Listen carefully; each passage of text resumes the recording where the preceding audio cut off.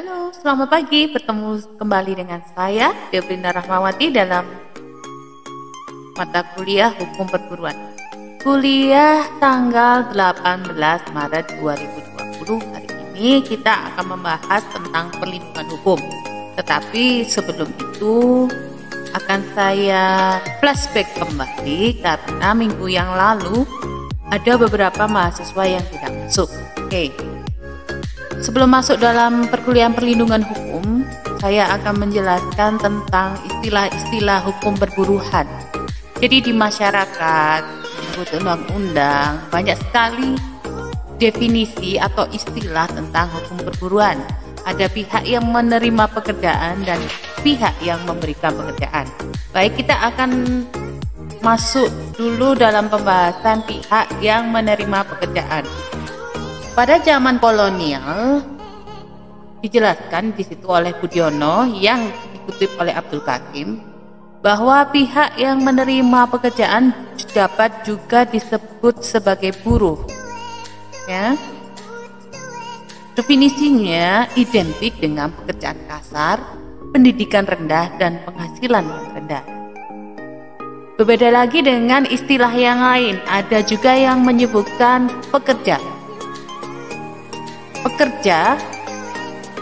Pekerja pengertiannya lebih luas daripada buruh. Pekerja adalah setiap orang yang melakukan pekerjaan baik di dalam hubungan kerja maupun swapekerja. Jadi pengertian yang lebih luasnya terletak pada swapekerja. Kemudian menurut Undang-Undang 13 2003 di situ dijelaskan juga ada istilah pekerja atau buruh. Kalau menurut undang-undang, pekerja atau buruh adalah orang yang bekerja dengan menerima upah atau imbalan dalam bentuk lain. Oke, sekarang ada istilah lagi yang berkembang di masyarakat adalah karyawan. Karyawan itu pengertiannya hampir sama dengan pekerja ya. Adalah orang yang bekerja yang lebih diidentikan pada pekerjaan non-fisik. Sifat pekerjaannya halus atau tidak kotor. Oke, jadi lebih halus lagi ya. Lebih naik lagi ya stratanya. Kemudian ada juga yang mengatakan pekerja itu pegawai, saudara. Pegawai kalau kita lihat di Undang-Undang Nomor 43 Tahun 99 tentang perubahan atas pokok-pokok kepegawaian, disebutkan bahwa pegawai adalah setiap orang yang bekerja pada pemerintahan, yakni pegawai negeri. Kemudian ada juga yang mengatakan tenaga kerja.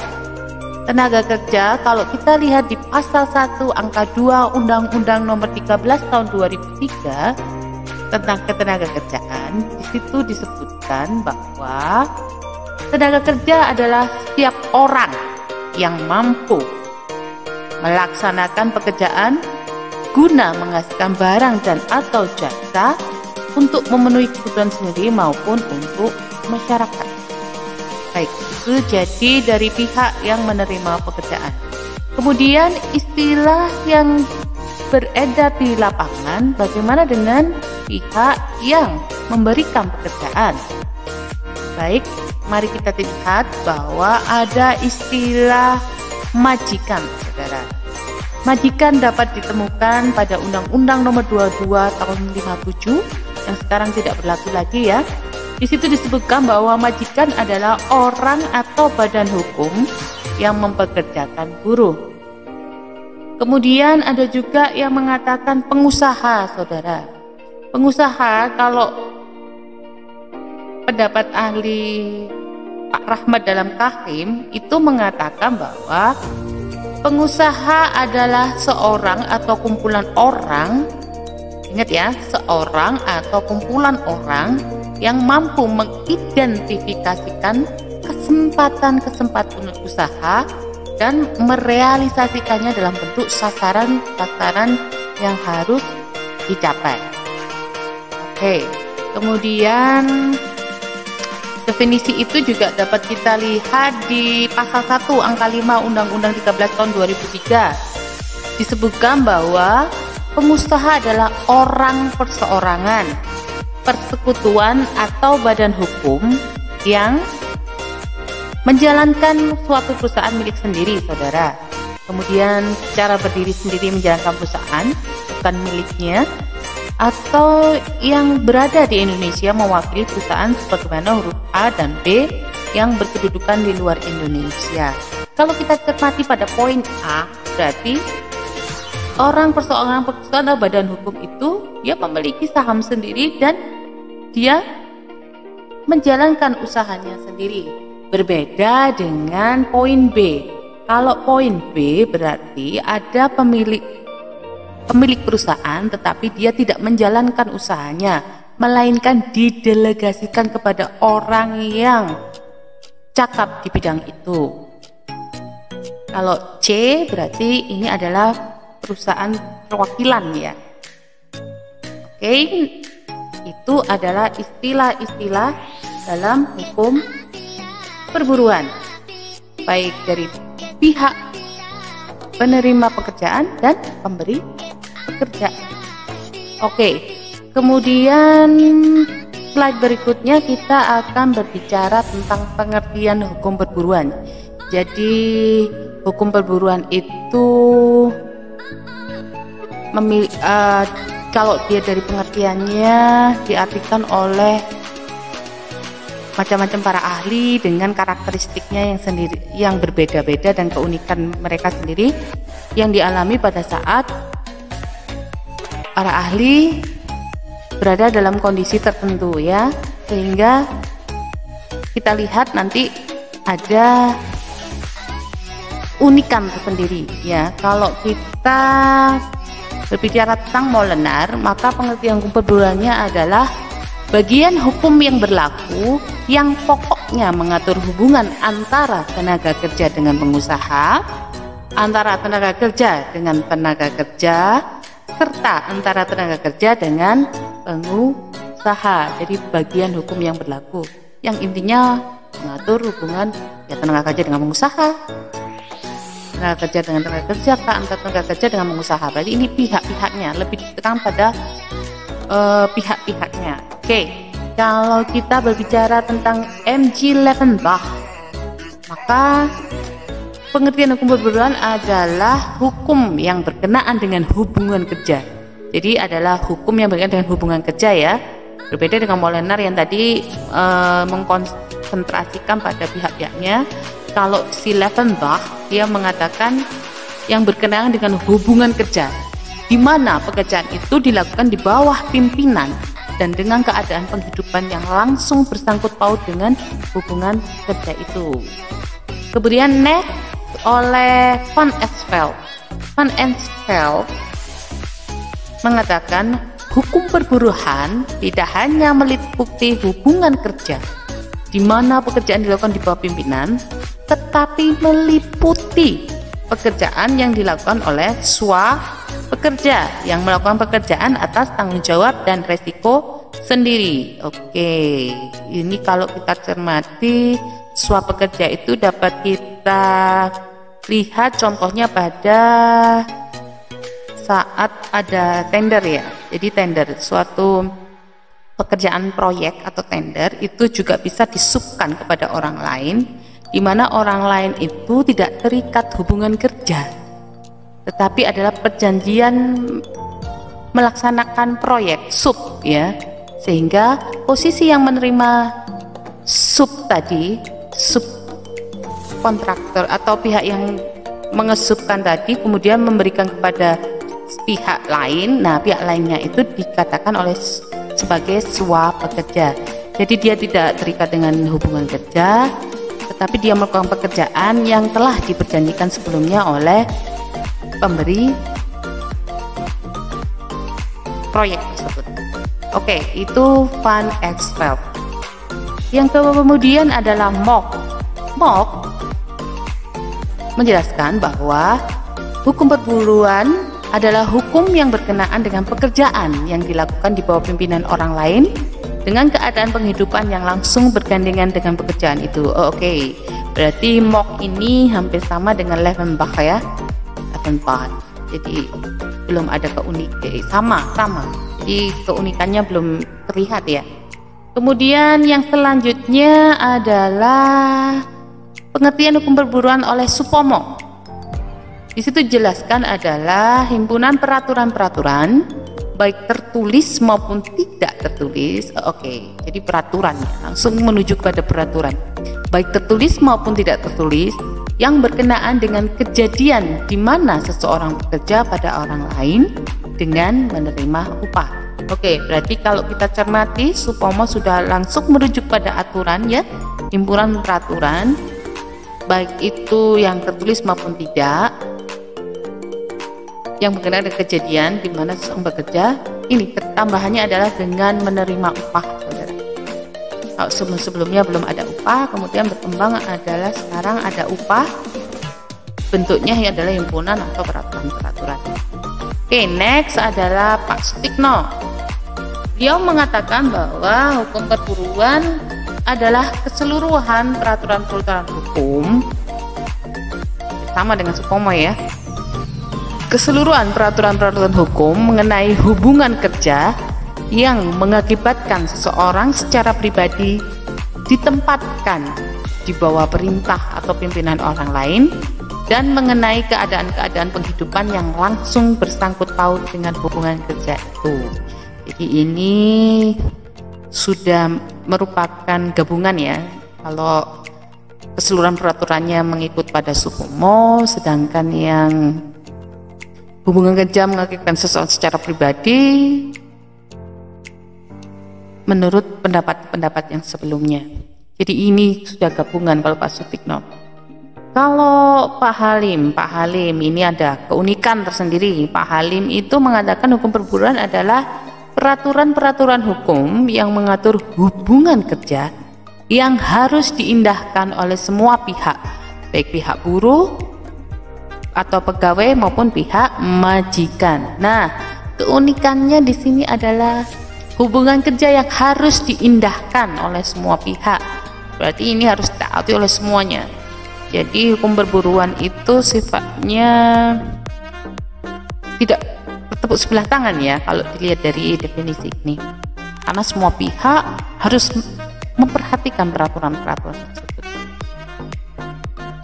Kemudian oleh Dalio, hukum perburuan adalah himpunan peraturan baik yang tertulis maupun tidak tertulis yang mengatur hubungan kerja antara buruh dan majikan. Buruh bekerja pada dan di bawah majikan dengan mendapat upah sebagai balas jasanya. Oke. Jadi ini ada pengembangan bahwa menerima upah itu adalah sebagai balas jasanya. Kalau untuk yang sebelum-sebelumnya memang tidak dijelaskan ya. Nah, ini yang nanti bisa saudara cermati pelan-pelan ya. Kemudian ada yang terakhir adalah dari Syahrani. Syahrani mengungkapkan hukum perburuan adalah keseluruhan peraturan hukum yang mengatur hubungan-hubungan perburuhan, yaitu hubungan antara buruh dengan majikan, hubungan antara buruh dan majikan dengan pemerintah atau pengusaha. Oke, di sini berarti pihak-pihaknya tidak hanya dua lagi antara buruh dan majikan, tetapi pemerintah ikut campur di dalamnya. Jadi karakteristik Syahrani itu sudah mengikutsertakan pemerintah atau penguasa. Baik, itu tadi istilah dan pengertian hukum perburuan. Selanjutnya kita akan berbicara tentang karakteristik hukum ketenagakerjaan. Ya, kalau dalam penyebutan mata kuliah di kampus kita memang hukum perburuan ya, tapi untuk yang sekarang istilah itu lebih dihaluskan lagi menjadi hukum ketenagakerjaan. Saya pribadi lebih suka menyebut hukum perburuan adalah hukum ketenagakerjaan. Oke, baik, kita lihat hukum ketenagakerjaan di Indonesia harus memiliki asas, saudara. Apa itu asasnya? Asasnya adalah pembangunan ketenagakerjaan harus berlandaskan Pancasila dan UUD 45. Saudara bisa buka pasal 2 Undang-Undang 13 tahun 2003 ya dasarnya. Kemudian yang menjadi patokannya apa, saudara? Patokannya yaitu kita bisa lihat di pasal 2-nya, mewujudkan manusia dan masyarakat Indonesia yang sejahtera, adil, makmur, dan merata baik material maupun spiritual. Jadi pembangunan ketenagakerjaan outputnya harus mewujudkan manusia dan masyarakat Indonesia yang sejahtera ya, saudara. Sejahtera berarti tentang perekonomiannya, adil, tidak diperlakukan beda. Kemudian makmur, ya memang berarti dalam pihak-pihak ketenagakerjaan itu juga baik pihak pemberi kerja maupun penerima kerja juga harus makmur dan merata, baik material maupun spiritual. Oke. Kalau kita membuka asas, ada satu lagi asas yang harus dimiliki oleh hukum ketenagakerjaan. Kita bisa lihat pada pasal 3-nya, yaitu pembangunan ketenagakerjaan diselenggarakan atas asas keterpaduan melalui koordinasi fungsional lintas sektoral pusat dan daerah. Jadi pengaturan hukum ketenagakerjaan itu tidak boleh antara pusat dan daerah bertolak belakang ya, harus harmoni, terpadu ya, sehingga menimbulkan kepastian hukum antara peraturan pusat dengan daerah. Oke, itu tadi asasnya. Sekarang kita akan menuju pada tujuan hukum ketenagakerjaan. Kenapa sih kok diatur hukum ketenagakerjaan, kok tidak yang lainnya? Indonesia mengatur hukum ketenagakerjaan memiliki tujuan. Mari kita lihat tujuannya apa, saudara. Yang pertama adalah untuk mencapai atau melaksanakan keadilan sosial dalam bidang ketenagakerjaan. Oke. Jadi untuk mencapai atau melaksanakan keadilan sosial, saudara. Jadi di situ harus imbang ya, tidak boleh ada yang dirugikan. Yang kedua adalah untuk melindungi tenaga kerja terhadap kekuasaan yang tidak terbatas dari pengusaha. Memang pada prakteknya pemberi pekerjaan adalah mereka yang berkuasa, sehingga kadang terdapat pengusaha yang berbuat sewenang-wenang. Kalau kita merujuk pada zaman kolonial ya, maka dari perkembangan zaman oleh pemerintah diatur tidak lagi seperti zaman kolonial, tapi kita harus derajat sehingga pengusaha tidak boleh sewenang-wenang seperti zaman kolonial dulu ya. Oke, sekarang itu asas dan tujuan sudah dijelaskan. Nah, sekarang pengaturan hukum ketenagakerjaan, pengaturan sifatnya itu bagaimana, saudara?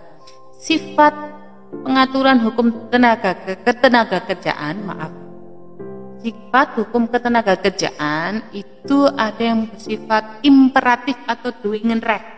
Maksudnya apa? Imperatif ya, bersifat memaksa dan harus ditaati secara mutlak. Nanti kita bisa lihat pada pasal Undang-Undang Nomor 13 Tahun 2003. Pasti nanti kita kalau membaca ada peraturan yang sifatnya memaksa dan harus ditaati secara mutlak. Sifat yang kedua ada juga pengaturan dalam hukum ketenagakerjaan itu adalah fakultatif atau unvolunteer. Maksudnya adalah bersifat mengatur atau melengkapi dan pelaksanaannya dapat dikesampingkan. Jadi nanti tugas saudara adalah membaca Undang-Undang Nomor 13 Tahun 2003. Ketika saudara membaca, pasti akan menemukan sifat-sifat hukum ketenagakerjaan yang imperatif maupun fakultatif. Itu sebagai bahan pengayaan. Nanti next setelah PowerPoint ini kita akan adakan tugas. Saya akan membuat tugas untuk memperkaya khasanah saudara. Oke. Tadi ya hukum ketenagakerjaan. Sekarang kita akan berbicara tentang hakikat hukum perburuhan. Nah, hakikat hukum perburuhan itu kalau saya membaca buku, sudut pandangnya adalah dari sudut pandang pekerja. maka hakikat hukum perburuan dari pandang pekerja secara yuridis mereka adalah sama. Dasar hukumnya apa? Kita lihat di pasal 27 UUD 45, pasal 5 dan 6 Undang-Undang Nomor 13 tahun 2003. Kalau dalam pasal 27 Undang-Undang 1945 dijelaskan bahwa setiap warga negara, jadi itu tidak dibedakan mana itu majikan, mana itu pekerja, tapi setiap warga negara berhak mendapat penghidupan yang layak ya. Untuk pasal 5 dan 6 itu menjelaskan bahwa pekerja tidak boleh mendapatkan diskriminasi dalam hal mendapat pekerjaan. Jadi intinya sama. So, kalau kita lihat secara sosiologis, nah ini yang berbeda antara yuridis dan sosiologis. Kalau secara sosiologis, pekerja akan dilihat tidak sama posisinya. Pastinya majikan lebih tinggi daripada buruh. Berbeda dengan yang yuridis tadi ya. Oke, itu tadi hakikat hukum perburuan. Selanjutnya adalah masuk pada perkuliahan hari ini ya, tentang perlindungan hukum. Bila kita merujuk pada tujuan awal dari adanya hukum ketenagakerjaan tadi apa? Satu, menciptakan keadilan sosial. Dua, melindungi tenaga kerja dari kesewenangan pengusaha.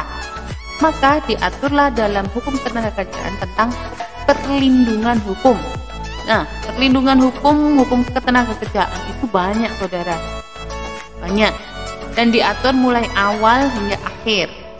Mari kita lihat perlindungan hukum yang pertama adalah pada saat penempatan tenaga kerja. Jadi pada saat menempatkan pun, kalau kita berbicara tentang peraturan hukum ketenagakerjaan di Indonesia, itu sudah diatur. Jadi kita sudah dilindungi sebagai pekerja. Nah, perlindungan hukum penempatan tenaga kerja adalah perlindungan hukum yang dibutuhkan oleh pekerja sebelum ia menjalani hubungan kerja. Jadi sebelum menjalani hubungan kerja, ia pun diberi pengetahuan penempatan tenaga kerjanya. Jadi gini, bos, majikan, pengusaha, maaf bos di sini tidak ada ya, majikan atau pengusaha harus menjelaskan bahwa ini sebenarnya pekerjaan untuk siapa sih. Jadi menjelaskan ruang lingkupnya. Kalau misal itu tentang wanita, perempuan gitu ya, manakala berhadapan dengan usaha di bidang pengeboran minyak di lepas pantai ya, pastinya tidak mungkin dong perempuan itu ditempatkan sebagai tenaga mengebor. Tentunya yang akan lebih cocok adalah ditempatkan sebagai misalkan juru masak, pekerja pengeboran minyak di lepas pantai. Itu akan lebih bagus. Jadi pengusaha harus menjelaskan ruang lingkup kerjanya, hak dan kewajibannya apa sebelum menjalani hubungan kerja, sehingga pekerja itu bisa memilih masuk dalam pekerjaan itu atau tidak. Take it or leave it. Jadi ada option untuk take it or leave it. Dengan adanya keterbukaan informasi di awal ya. Kemudian perlindungan hukum yang kedua adalah tentang hubungan kerja. Perlindungan hukum hubungan kerja adalah perlindungan hukum yang dibutuhkan oleh pekerja sejak ia mengadakan hubungan kerja dengan pengusaha. Jadi sejak ia mengadakan hubungan kerja dengan pengusaha, maka di situ dia bekerja di ruang lingkup yang bagaimana, hak dan kewajibannya bagaimana, itu dijelaskan oleh pengusaha ketika dia melakukan hubungan kerja dan sudah mengakses bahwa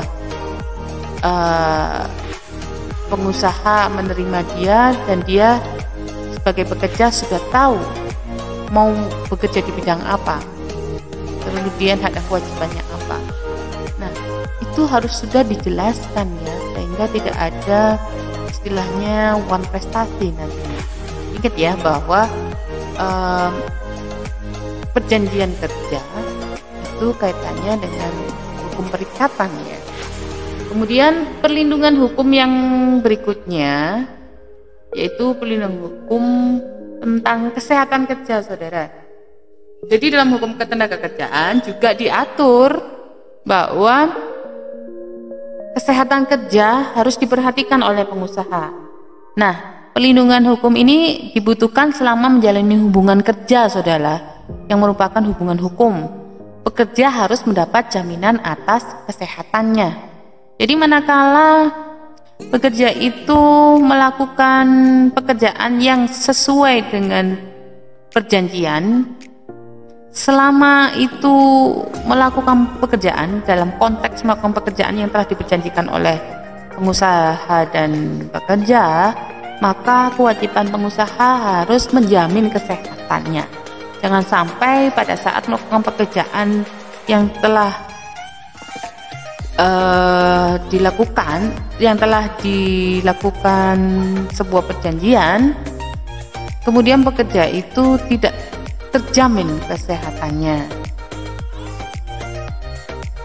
sehingga pekerjaan tidak berjalan lancar. Nah, itu juga harus diperhatikan oleh pengusaha. Kemudian perlindungan hukum yang berikutnya adalah tentang keamanan kerja, saudara. Keamanan kerja adalah perlindungan hukum bagi pekerja atas alat-alat kerja yang dipergunakan oleh pekerja. Oh, jadi di sini maksudnya adalah pengusaha tidak boleh tidak care kepada pekerjanya manakala pekerjanya itu mengoperasikan alat-alat berat misalkan ya. Dalam hal ini negara mewajibkan pengusaha, negara ikut campur nih. Hanya mewajibkan pengusaha untuk menyediakan alat keamanan kerja bagi pekerja. Contoh misal kalau itu terkait dengan proyek atau pembangunan apartemen misalkan, maka pekerjanya pada saat bekerja dan mengoperasikan alat berat, mereka wajib memakai helm, wajib memakai rompi, wajib memakai sepatu yang ada besinya ketika melakukan proyek yang berkaitan dengan alat-alat kerja ya. Jadi di sini pengusaha tidak boleh hanya menyuruh pekerja untuk bekerja saja, tetapi keamanan pun harus diperhatikan. Oke, next adalah perlindungan hukum terkait dengan jaminan sosial buruh. Perlindungan itu dimasukkan agar setiap pekerja harus terjamin dalam hal ini adalah selama dia bekerja harus terjamin kesehatannya, kemudian nanti di hari tuanya, kemudian apabila pekerja tersebut meninggal maka ahli waris juga dapat santunan, kemudian ada jaminan kesehatan, pekerja juga harus sehat di situ, dan jaminan pensiun. Itu tadi bentuk-bentuk perlindungan hukum. Jadi kalau saudara nantinya di sini jadi pengusaha ya, amin. Jadi dalam kelas ini jadi pengusaha salah satu atau semuanya, maka harus memperhatikan perlindungan hukum ini ya. Jadi tidak serta-merta kita mencari keuntungan terus tanpa memperhatikan pekerja ya. Jadi kita harus mampu melindungi baik sebelum menempatkan pekerjaan sampai dia selesai melakukan pekerjaan tersebut, atau secara kontinu bekerja dengan kita secara terus menerus ya. Maka aspek-aspek ini yang harus saudara perhatikan. Baik, tadi sudah perlindungan hukum sudah. Sekarang kita akan masuk dalam kedudukan hukum ketenagakerjaan. Baik, hukum ketenagakerjaan itu dalam peraturan atau hukum itu masuk di mana toh? Maaf, bukan peraturan, jadi hukum. Masuk di mana toh? Sebenarnya hukum ketenagakerjaan itu masuk di mana-mana saudara. Ya, kedudukan hukum perburuan itu masuk di mana-mana. Masuk dalam hukum perdata manakala berbicara tentang perikatan. Ingat ya bahwa pekerjaan, jadi antara pihak pengusaha dan pihak pekerja sebelum melakukan hubungan kerja pasti mereka akan masuk dalam perikatan. Jadi di situ diatur apa sih hak dan kewajibannya, terus kita objeknya apa harus tertentu ya, terus kita harus cakap dalam membuat perjanjian, tidak boleh kemudian anak-anak yang belum cakap dipekerjakan. Jadi pasal 1320 pun harus dipenuhi. Nah, hukum perikatan itu wujudnya apa, saudara? Diwujudkan dalam suatu hubungan kerja. Hubungan kerja jadi antara pengusaha dan pekerja harus melakukan sepakat di bidang apa nih. Terus kemudian objek yang nanti masuk dalam ruang lingkup pekerjaannya apa nih, itu harus jelas. Nanti diwujudkan dalam sebuah perjanjian kerja. Nah, perjanjian kerja itu pastinya melibatkan dua pihak, yaitu pengusaha dan pekerja. Disinilah terjadi, kalau dalam istilah perjanjian itu ada offer and acceptance ya, tawar menawar, sehingga menimbulkan kesepakatan nantinya. Oke. Nah, sekarang juga hukum ketenagakerjaan itu masuk dalam hukum administrasi. Ya, di sini jadi peran pemerintah dalam membentuk hukum ketenagakerjaan itu diperlukan. Nah, perannya dapat kita lihat di mana, saudara? Ya, fungsinya yang bersifat gestur, polisi atau rechtsprach. Jadi di situ hukum ketenagakerjaan, kalau kita nanti berbicara atau masuk dalam undang-undang, maka di situ ada hukum administrasi, di mana pemerintah turut campur dalam mengatur perkembangan ketenagakerjaan. Suatu misal, saudara pernah mendengar tentang UMP, upah minimum provinsi, maka di situ harus ada peran pemerintah. Tidak mungkin pengusaha dan pekerja menentukan sendiri. Pasti ada proses turut campur pemerintah. Wujudnya bagaimana? Jadi untuk menentukan UMP, ya, untuk menentukan UMP sebelumnya maka harus mengumpulkan seluruh stakeholder. Kalau dari pengusaha maka akan panggil asosiasi pengusaha, kemudian kalau dari pekerja maka akan dipanggil serikat pekerja atau serikat buruh, dan pihak-pihak yang lainnya yang terkait dengan perkembangan ketenagakerjaan. Oleh pemerintah setelah dipanggil mengadakan forum diskusi positif dan minusnya, kemudian bentukan yang bagus bagaimana dan segala macam. Maka disitulah kemudian pemerintah mengeluarkan kebijakan terkait dengan UMP, upah minimum provinsi. Ingat ya, karena tiap pengusaha A dan B itu kemampuannya mereka juga masing-masing. Kemudian kebutuhan pekerja A dan B juga berbeda. Maka di situ ambil tengahnya, di situ peran pemerintah yang berfungsi ya. Oke. Kemudian hukum ketenagakerjaan juga masuk dalam hukum pidana. Itu saudara. Jadi kalau saudara mencermati Undang-Undang Nomor 13 Tahun 2003, pasti di situ dijelaskan ada sanksi ya, manakala ada aturan-aturan yang dilanggar. Nah, penentuan ini juga sifatnya bersifat gestur, polisi atau rechtsprach. Baik itu ya. Jadi kedudukan hukum perburuan itu ada di mana-mana dalam hukum perdata, ada hukum administrasi, ada hukum pidana juga ada. Baik, tadi kita berbicara tentang perlindungan hukum, kemudian kedudukan sudah. Nah, sekarang yang terakhir, slide terakhir ya. Slide terakhir kita berbicara tentang sumber-sumber hukum perburuan. kalau kita cermati, jadi sumber hukum perburuan di Indonesia itu tidak hanya dalam satu aspek saja, tidak hanya dalam satu sumber saja, tapi dari banyak sumber. Nah, ini nanti saya akan jelaskan tidak detail karena nanti saudara yang akan mengembangkan sendiri. Salah satunya masuk dalam tugas di Google Classroom hari ini, untuk pertemuan hari ini ya. Baik, kita lihat sumber-sumber hukum perburuan. Satu, di Indonesia pasti sumbernya dari undang-undang perburuan, baik yang dulu hingga yang terbaru nomor 13 tahun 2003, dan ke depan juga Omnibus Law-nya yang terkait dengan undang-undang perburuan juga harus saudara perhatikan. Yang kedua, sumbernya berasal dari adat dan kebiasaan. Saudara akan lihat di situ adat yang mana dan kebiasaan yang mana sih yang bisa mendominasi atau mewarnai. Maaf, bukan mendominasi tapi mewarnai pengaturan dari hukum perburuan di Indonesia. Pasti nanti saudara akan melihat.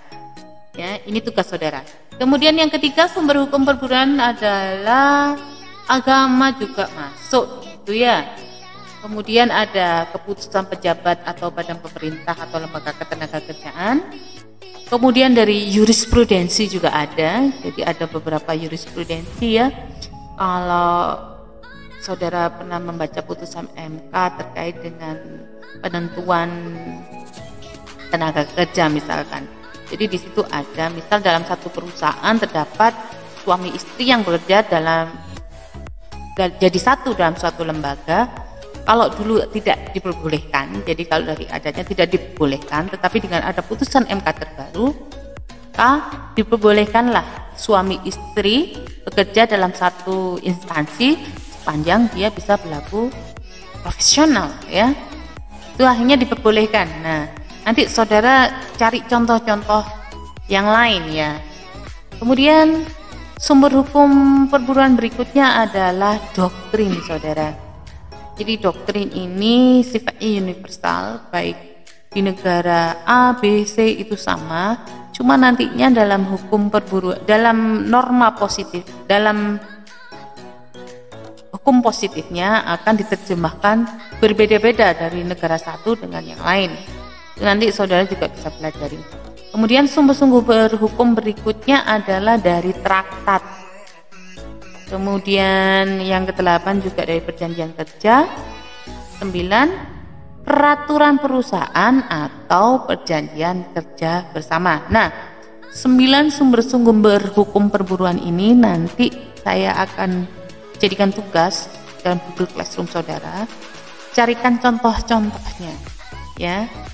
Oke, sekian dulu kuliah pagi hari ini tanggal 18 Maret 2020.